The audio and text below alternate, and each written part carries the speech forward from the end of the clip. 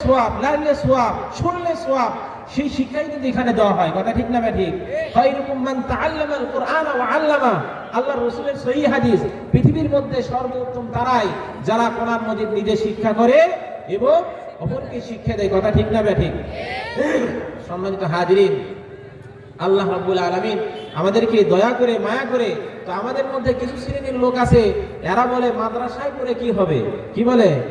মাদ্রাসায় পড়ে কি হবে? তোমার ছেলেকে ডাক্তার বানাও, তোমার ছেলেকে কি বানাও? ইঞ্জিনিয়ার বানাও। দেখবে যে অনেক টাকা পয়সা, অর্থ সম্পদ কি করবে? কামাই করবে। করে কি করবে? তুমি ইঞ্জিনিয়ারের বাবা হবা, তুমি কি ডাক্তারের বাবা হবা। গ্রামের মধ্যে, মহল্লার মধ্যে, এলাকার মধ্যে নাম হবে অমুকের বাবা, অমুক ডাক্তারের বাবা। কথা ঠিক না ব্যাটি? তো দুনিয়ার ডাক্তারের বাবা হতে চায় না আখেরাতের ডাক্তারের বাবা হতে চায়? অনেকে আবার বলে মাদ্রাসায় কারা পড়ায়? যাদের কামাই কাজে কম, টাকা পয়সা নেই, এরাই মাদ্রাসায় পড়ে। আর মাদ্রাসায় পড়ে কি ভাত পাবি কে রে? কথা ঠিক না ব্যাটি? আরে ভাই বলেন তো, ভাত কখন খাবি হুজুরেরা?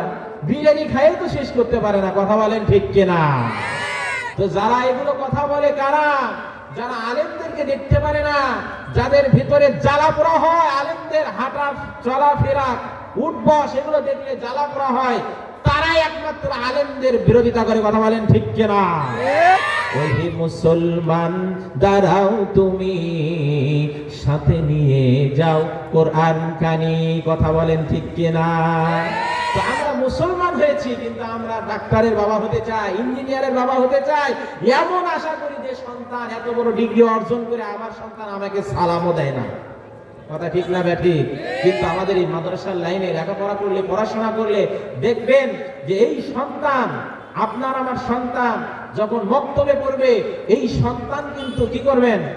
আপনাকে সালাম দেবেন। কারণ এখানে সুশিক্ষা দেওয়া হয়, তোমার বাবাকে সালাম দাও, আসসালামু আলাইকুম ওয়া রাহমাতুল্লাহ। কথা ঠিক না ব্যাটি?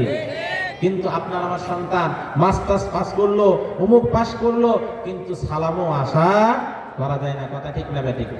মুসলমান ভাইরা রে আমার, যে কথা বলতে চাচ্ছি, একটা লোক তার সন্তানকে, তার বিবিকে ওসিয়ত করে গিয়েছে, ও বিবি, তোমার পেটে যে সন্তান হইবে, এই সন্তানকে তুমি অবশ্যই, আমি বেঁচে থাকি অথবা মারা যাই, তোমার কাছে আমার একটাই ওসিয়ত, যে আমার এই সন্তানকে তুমি অবশ্যই মাদ্রাসায় পড়াবা, মুক্তবে পাঠাইবা। জোরে বলেন সুবহানাল্লাহ। মুসলমান ভাইরা রে আমার, তাফসীরে কাবীরের মধ্যে এই ঘটনা আসছে। তাফসীরে কাবীর থেকে এই ঘটনা বলতেছি। একটি বান্দা যখন বিবাহ শাদী করেছে, তার বিবির পেটে সন্তান এসেছে, তার বিবিকে নসিহত করেছে, আমি যদি মারা যাই, আমার কন্যা সন্তান হোক অথবা ছেলে সন্তান হোক, অবশ্যই তুমি আমার এই সন্তানটাকে মাদ্রাসায় পাঠাইবা। জোরে বলেন সুবহানাল্লাহ। মুসলমান ভাইরা রে আমার, খেয়াল করে গভীর মনোযোগ দিয়ে শুনতে হবে। তখন কি বললেন? এই কথা বললেন।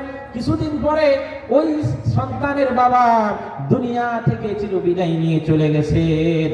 মসজিদের মাইকে এলান হয়েছে, চোখেরই পলকে তুমি হতে পারো লাশ, চোখেরই পলকে তুমি হতে পারো লাশ, চিরতরে বন্ধ হবে তোমার ওই নিঃশ্বাস, হবে এলান তোমারই নামে, হবে এলান তোমারই নামে মসজিদের মাইকে। বাড়িওয়ালা নাই রে বাড়ি, নাই রে দুনিয়াতে, বাড়িওয়ালা নাই রে বাড়ি, নাই রে দুনিয়াতে। কথা বলেন ঠিক কিনা? আমরা কিসের এত অহংকার দেখাই, কিসের এত তাকব্বরি দেখায়? দুনিয়ার সম্পদ, টাকা পয়সা, অর্থ কিছুই আমার আপনার কাজে আসবে না যদি আপনার আমার সন্তানকে যদি মাদ্রাসামুখী বানায়, ইলমে দ্বীনে যদি শিক্ষা দেয়, তাহলে ওই সন্তান আপনার আমার জন্য কবরের পাশে গিয়ে এবং রব্বির হামহুমা কামা রব্বায়ানি সগীরা এই দোয়া পাঠ করবে। আল্লাহ রাব্বুল আলামিন বলেন, আমার বান্দা জবান দিয়ে বলতে যতক্ষণ আমি রব্বে কারীম, আমি ওই বান্দার বাবার কবরে আযাব, মায়ের কবরে আযাব মাফ করতে তত দেরি করি না। জোরে বলেন, আওয়াজ দিয়ে সুবহানাল্লাহ।